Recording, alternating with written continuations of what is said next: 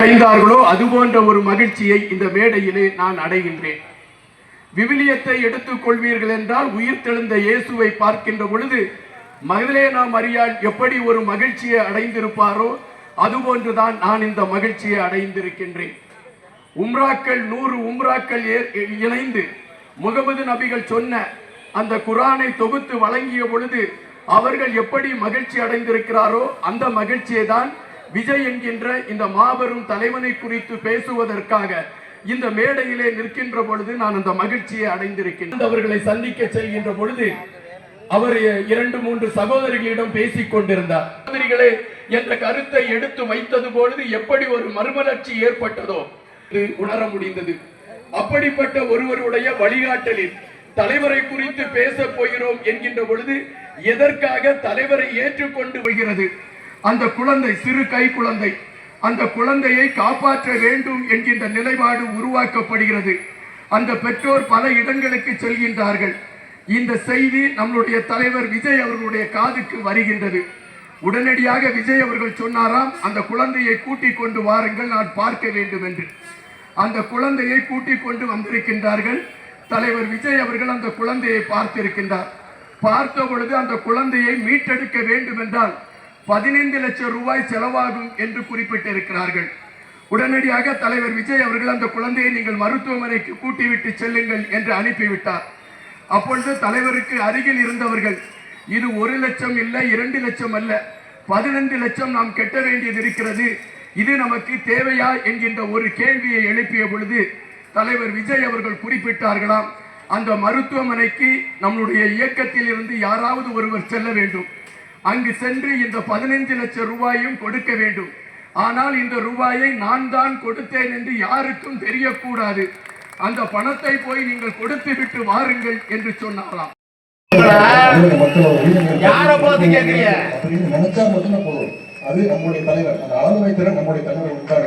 தமிழக மக்களாகிய உங்களுடைய ஆதரவோடு நம்முடைய தலைவர் தலைமையிலான ஆட்சி அமையும். அப்போ தமிழ்நாட்டை நீடி பழையபடி +2 மார்க் வச்சு நம்ம பசங்க மெடிக்கல் படிக்கத்தான் போறாங்க. முடியும். அதை இப்போது உங்களிடம் நான்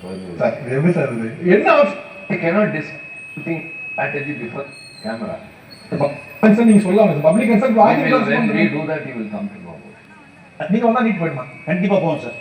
எப்படி போவோம்? நல்லா போவோம் இப்போ உங்க முயற்சி செஞ்சாலும் ஏத்துக்கிறது அவங்க தான். இப்ப ஏத்துக்காதவங்க அப்படியே பேசுவாங்க. அதான் ஏத்து வைப்போம். எப்படி? அதான் எங்களுடைய திறமை. டெஃபினட்டா நீட் தேர்வு தளபதி தமிழக முதல்வராக தான் நடக்காது. நீட் தேர்வுல விளக்க பெற முடியலன்னா இன்னும் மாணவ எழுதுறது காப்பி அடிக்கிறாங்க ஒரு ரூபாய் நாங்க கண்டிப்பா சாத்தியம் பண்ணிட்டீங்கல்ல, அப்புறம் எல்லாம் இது அப்படி எதுக்கு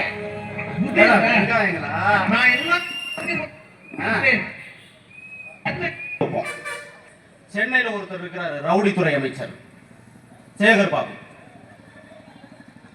கொள்ளைத்துறை அமைச்சர் KN நேரு. எப்பவுமே கொள்ளையடிக்கிறதா வாடிக்கைய. கேட்டா என்ன சொல்லுவாங்கன்னா, சாட்சி இருக்கா? ஏடா அப்புறம் கட்டணமா எப்படா வானுயர கட்டினீங்க? நான் கேட்கிறேன், இந்த தருதலைகள் எப்படியெல்லாம் கொள்ளையடிச்சிருக்கிறாங்கிறதுக்கு இன்னொரு சான்று என்னதான் நிறைய காட்ட முடியும். இது பொதுக்கூட்டமா இருக்கிறதுனால. இந்த பணம் 500 ரூபா தாள் இருக்கு இல்லைங்க, 1 கோடி ரூபா 18 கிலோ. 1 கோடி ரூபா 18 கிலோ, 888 கோடி. எத்தனை கிலோ நீங்களே கணக்கு பண்ணிக்க. எங்கதான் வைக்கிறாங்கன்னே தெரிய மாட்டேங்குது. டெண்டர் முறைகேடுல 1020 கோடி. இன்று 18 பெருக்கிக்கங்க, எவ்வளவு கிலோ பணம்னு. அடுத்து பணியிட மாற்றம். இது மக்களுக்கு புரியல. என்னன்னா, பணி நியமனம்னா வேலைக்கு அமர்த்துவதற்கு காசு. டெண்டர் முறைகேடுனா அந்த கோலமாவு சாலை போட்டாங்கல்ல, இப்போ ஒன்று புதுசாக கண்டுபிடிச்சிருக்காங்க, ஒப்பனை அறையான் 1000 கோடி ஊழல். அதுல நான் சொல்லல, இதை விட இன்னொரு மோசமா இருக்கு. சென்னையில பள்ளிக்கரணைங்கிறது ஒரு இடம். அந்த இடத்துல பறவைகள் இனப்பெருக்கம் நடைபெறுகிற இடம், பள்ளியூர்கள் பெருகுகிற இடம். அது கொஞ்சம் சாக்கடையா தான் இருக்கும்.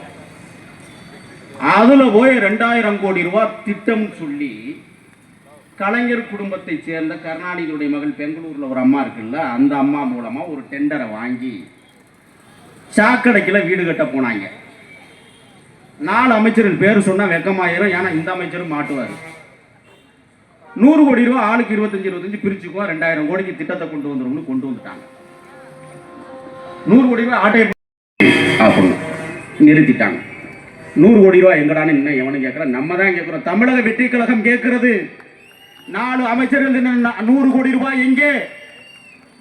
இப்ப இத்தனை கிட்டத்தட்ட குறைந்தது ஒரு 3 லட்சம் கிலோ பணத்தை ஒரு அமைச்சர், ஊழல் துறை அமைச்சர் கே நேரு கொள்ளையடித்திருக்கிறார் என்றால் இதுதான் ஆட்சி மாற்றத்திற்கான வழி.